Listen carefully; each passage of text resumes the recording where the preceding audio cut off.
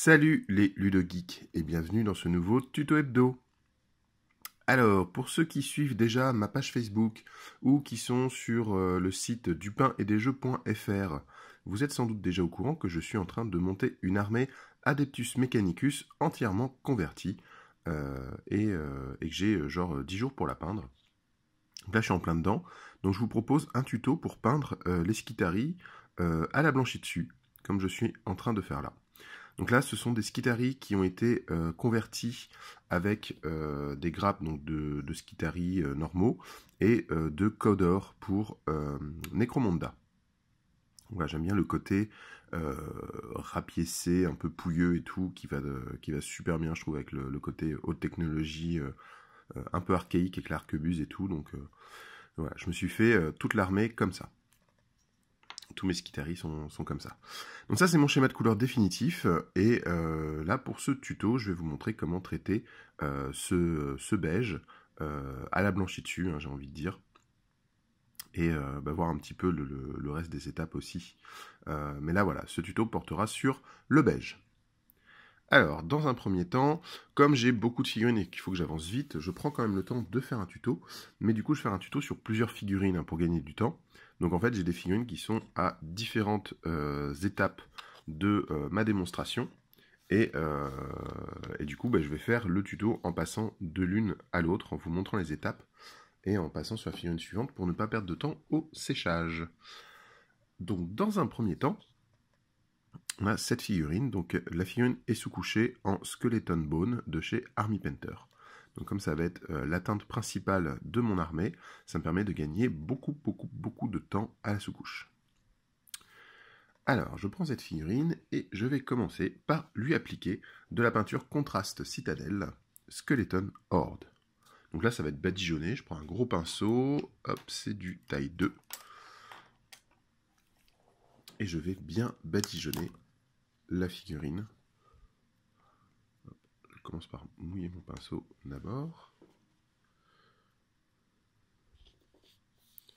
Et là, je vais passer sur quasiment tout, hein, tout ce qui est tissu. Je vais pas faire les pieds. Alors comme je fonctionne sur... Quand je travaille la contraste, je fonctionne sur les contrastes les plus clairs d'abord. Qui fait que si je déborde, c'est pas grave, parce qu'en passant à la contraste suivante, qui va être plus foncée, ça va recouvrir le truc et ça va même donner des teintes intéressantes parfois. Donc voilà, donc je badigeonne bien toute la figurine. Je fais pas les pieds seront faits en noir directement sur la base beige. C'est très joli, je trouve, le noir directement appliqué sur du beige. Voilà. Des éléments qui sont un peu difficiles à lire parfois. Les figurines sont très riches en détails. Hein. Figurine Necromunda, on peut avouer que c'est quand même de très belles pièces, très riches en détails. Un petit peu trop contraintes dans leur assemblage, je trouve. Si vous ne faites pas de conversion, vous allez vite être limité dans les poses, en fait. Je trouve ça un petit peu dommage pour du Necromunda. Mais ouais, dès qu'on touche un petit peu au bistouri et tout, il y a moyen de bien s'amuser. Ces figurines sont vraiment très riches, beaucoup de personnalité. Et puis c'est un vivier de conversion pour Warhammer 40 000 assez impressionnant. Et pour Age of Sigmar aussi d'ailleurs, j'ai vu des très belles conversions, même en médiéval en fait, basées sur des figurines de Necromunda. Il y a moyen de faire des trucs très sympas. Alors vraiment toutes les parties, genre les cordes, les différents tissus, les bandages, je les passe tous hein, au Skeleton Horde. Il n'y a que ce qui va être métal ou... C'est pas grave si je déborde dessus, comme là j'ai débordé sur le masque, mais je vais pas m'amuser à les recouvrir si je suis pas passé dessus, quoi. Ça va être traité au noir. Voilà, donc là la figurine est bien badigeonnée. On va laisser sécher ça tranquillement. Alors pour la contraste, je déconseille l'utilisation du sèche-cheveux, parce que la contraste a cette particularité de sécher en surface. Et du coup, vous allez faire des espèces de cloques. Ça va sécher en surface, vous faire une espèce de bulle, et à l'intérieur, ce sera toujours humide. Et si vous touchez, ça va faire un petit bubon à la Nurgle. Et et couler, ça va être dégueulasse. Donc on laisse sécher tranquillement, naturellement. Donc c'est pour cela que j'ai préparé d'autres figurines, comme ça pendant qu'elle est en train de sécher, je peux quand même vous montrer la suite. Alors, je vais quand même vous parler des autres étapes pour la peinture du Skitari, même si ça ne concerne pas le tuto d'aujourd'hui. Là, j'ai toutes les parties métalliques, les pièces d'armure, les tuyaux, quelques tissus pour donner un petit peu de volume à la pièce, qui sont passés au Chaos Black, pas au Chaos Black, pardon, au Black Templar Contrast. Voilà. Tout simplement, ça servira de base pour mes métaux qui seront traités par la suite, et le noir en fait de certains tissus, de certains détails, va me permettre de faire ressortir mon beige encore plus. Donc là, vous voyez, juste passer un coup de Black Templar sur mon beige à peine traité, ça a déjà des petits reflets comme ça, un petit peu de chaud, comme ça, un gris un peu chaud. Donc ça, j'aime bien. De même, je passe ensuite du Wildwood, toujours contraste, sur les différents détails, donc notamment les cordes, certains bandages, s'il y a des ceintures, des choses comme ça, les armes aussi. Les armes sont passées au Wildwood, donc pareil, gamme contraste, ça fait gagner énormément de temps.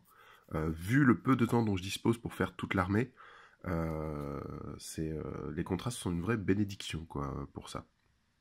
Je sais pas si je me serais engagé dans un tel projet sans avoir les contrastes sous le coude. Donc là, l'armée, ça représente 1750 points. Donc j'ai 25 Skitari, 6 personnages, 3 Castellans et 2 Onager et un Knight à peindre. J'ai 10 jours pour faire tout ça. Donc oui, les contrastes vont couler à flot, comme on dit.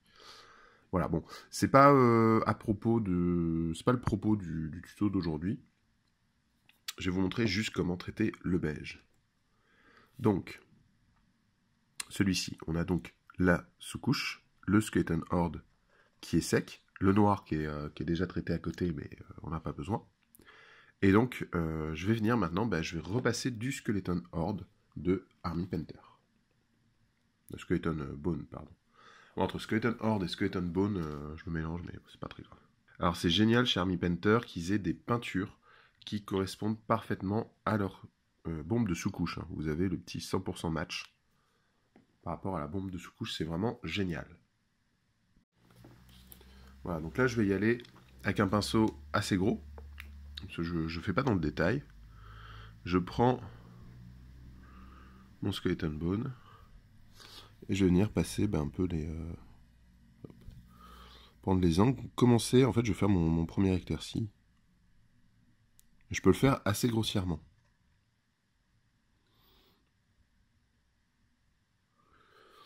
Hop. Donc j'ai envie d'avoir un rendu à la John Blanche. Donc pareil, je vais pouvoir faire des touches de peinture à des endroits. Je vais pas trop essayer de faire des fondus et des choses comme ça. Hein. C'est pas trop le truc envisagé. Donc là, je passe avec mon pinceau. C'est presque du brossage. Hein. Je viens caresser en fait les angles.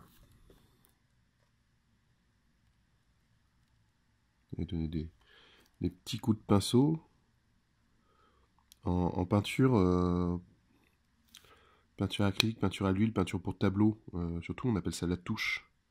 Quand vous allez mettre des petits coups de pinceau, comme ça, où la trace en fait du pinceau est visible, mais où elle participe du coup à votre image.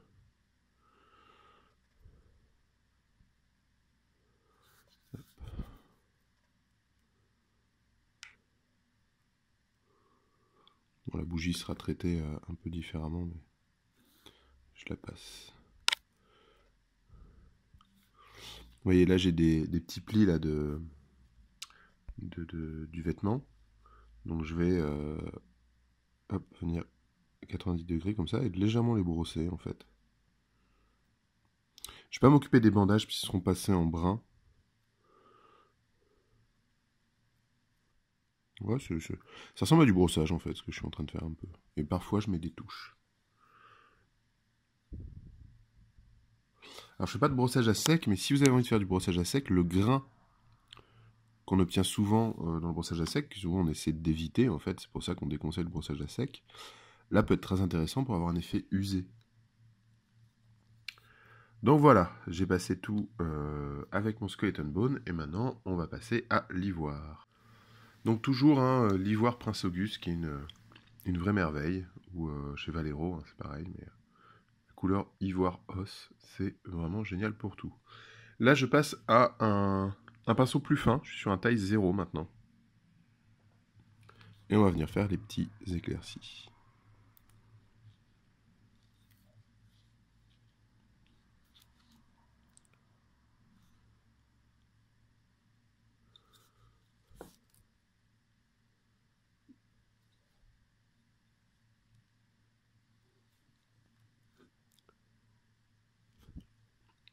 Là, j'humidifie le pinceau avec ma bouche et je vais faire un léger, très léger fondu. Donc le but, c'est de faire de la peinture vraiment très rapide. Donc, je ne vais pas non plus passer trop de temps dessus. Mais là, vous voyez, juste ce petit éclairci tout de suite illumine vachement le haut de la pièce. Donc c'est exactement l'effet recherché. Je ne vais pas faire l'éclairci tout le long de la capuche, vous voyez. J'insiste sur l'avant, j'insiste sur l'arrière. C'est pas forcément l'endroit où se pose la lumière, mais c'est ce qui va donner en fait un rendu très lisible sur une table de jeu. On va faire le col.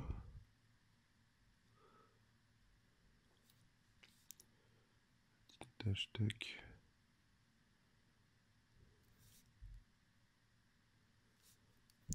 Pareil, j'humidifie le pinceau là pour l'épaule.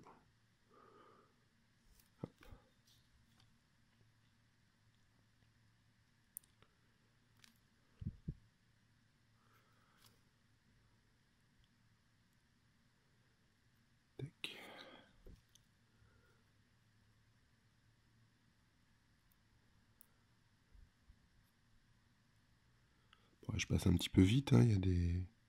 Je m'aide beaucoup de la sculpture pour ça.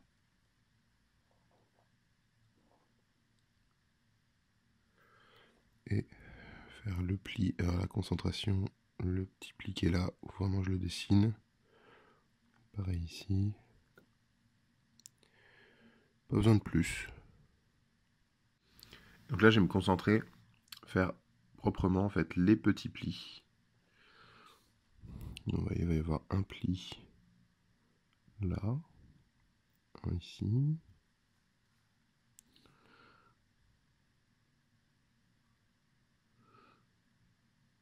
Alors si vous avez déjà regardé le tuto sur la peinture contraste, j'expliquais justement que le contraste c'est super bien pour avoir une bonne base de travail, pour gagner beaucoup de temps, mais ça ne se suffit pas à lui-même. Et donc juste l'ajout d'ivoire sur une couche de contraste, ça a déjà un effet fini assez incroyable.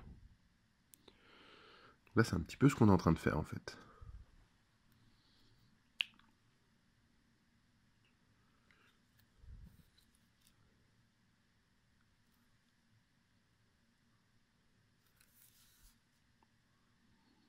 Voilà, donc juste des petits points de lumière comme ça.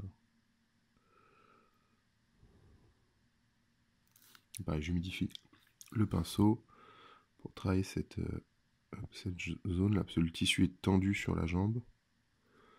Voilà. On va faire les plis là, de l'intérieur du coude, comme tout à l'heure. Donc pareil, là, léger brossage. Hop, vous voyez, ça ressort tout seul. Là, je fais la manche. Tac. Je vais essayer de mettre des petits points du coup d'ivoire sur les petits machins là, petits chinchins. Espèce de créneau de sa capuche. Pour les faire ressortir, même s'ils sont derrière le fusil, sous l'armure et tout, ça permet un peu de les faire ressortir quand même. J'humidifie mon pinceau juste pour la zone du ventre. Là, on va mettre un petit point de lumière.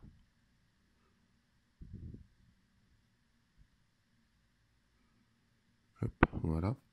Je vais pas en faire plus, je vais pas faire le pli qui est en dessous et tout. Quelques plis du pagne.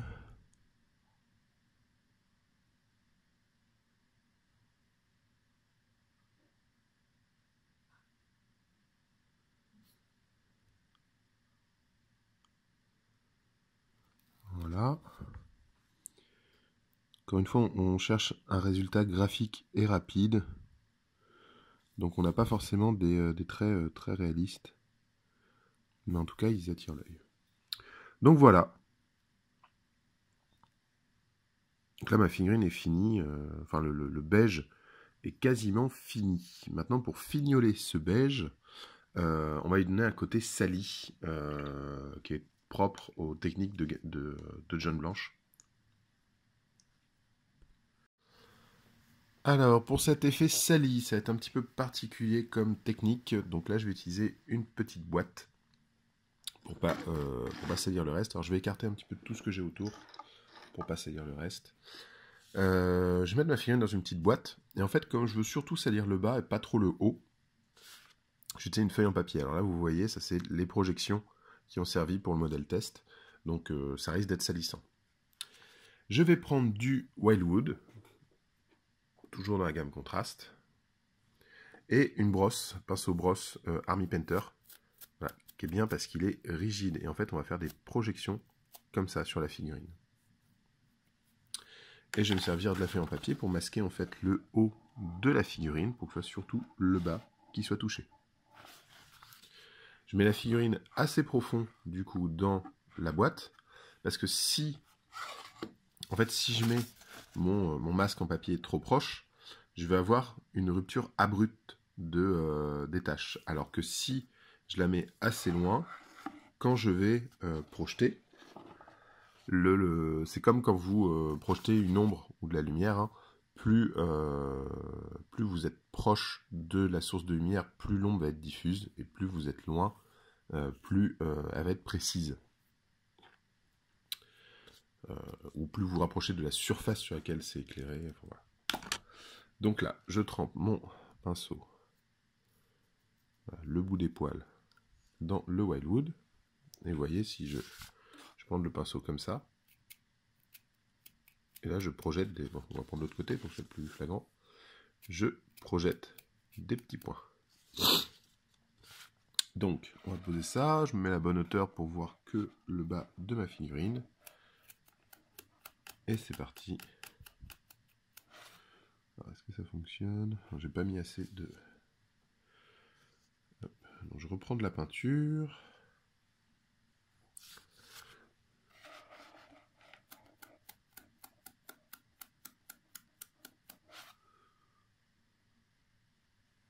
Je vais remonter un petit peu, parce que c'est pas très flagrant.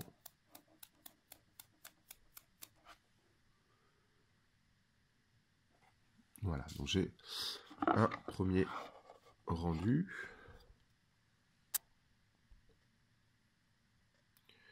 Là, j'ai des petits points qui sont déposés là sur le bas de la robe. Bon, c'est encore très discret là, hein, donc on va tourner la figurine, on va essayer d'avoir quelque chose d'un peu plus... je vais mettre moins au fond, et je vais charger un peu plus mon pinceau.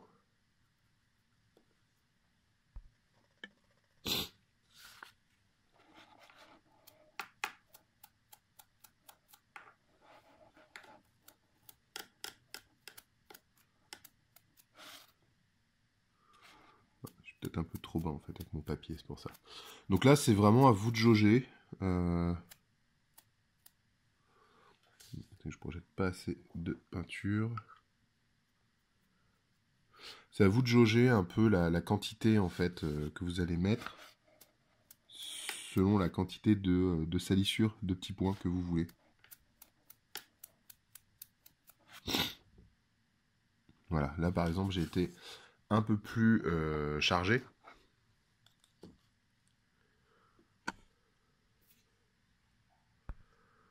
Ouais, devant c'était très léger, et là j'ai été beaucoup plus chargé derrière. Donc à vous de voir le rendu que vous cherchez. Vous avez plus ou moins avancé la figurine de votre masque, plus ou moins appuyé vos projections, plus ou moins chargé votre pinceau. Voilà, c'est vraiment un coup de main en fait à prendre. Je vais même me permettre un petit coup sans masque. Voilà. Donc là, on est voilà, sur un effet sali, beige sali. Donc ce sera tout pour ce tutoriel, j'espère que ça vous aura plu. Donc c'est un tutoriel très simple pour peindre un beige façon blanchi dessus. Et ben voilà, il va y avoir toute l'armée faite avec. Alors là on est sur une figurine qui n'est pas du tout finie. Dites-moi si ça vous intéresse d'avoir le tuto complet du Skitari. Voilà, si vous voulez voir toutes les étapes de peinture de ce petit gars-là, bah, je vous fais le prochain tuto sur les différentes étapes. Donc ce sera un peu le beige partie 1, et puis les autres étapes pour peindre le Skitari en entier. Il y aura un tuto sur les socles, tuto comment le fabriquer, un tuto comment le peindre. Et voilà. Et petite preview sympa. Voilà, je me suis amusé, toutes les optiques sont traitées avec la peinture Green Stuff World. Donc ça brille dans le noir. Voilà. Je vous fais plein de bisous et je vous dis à très bientôt.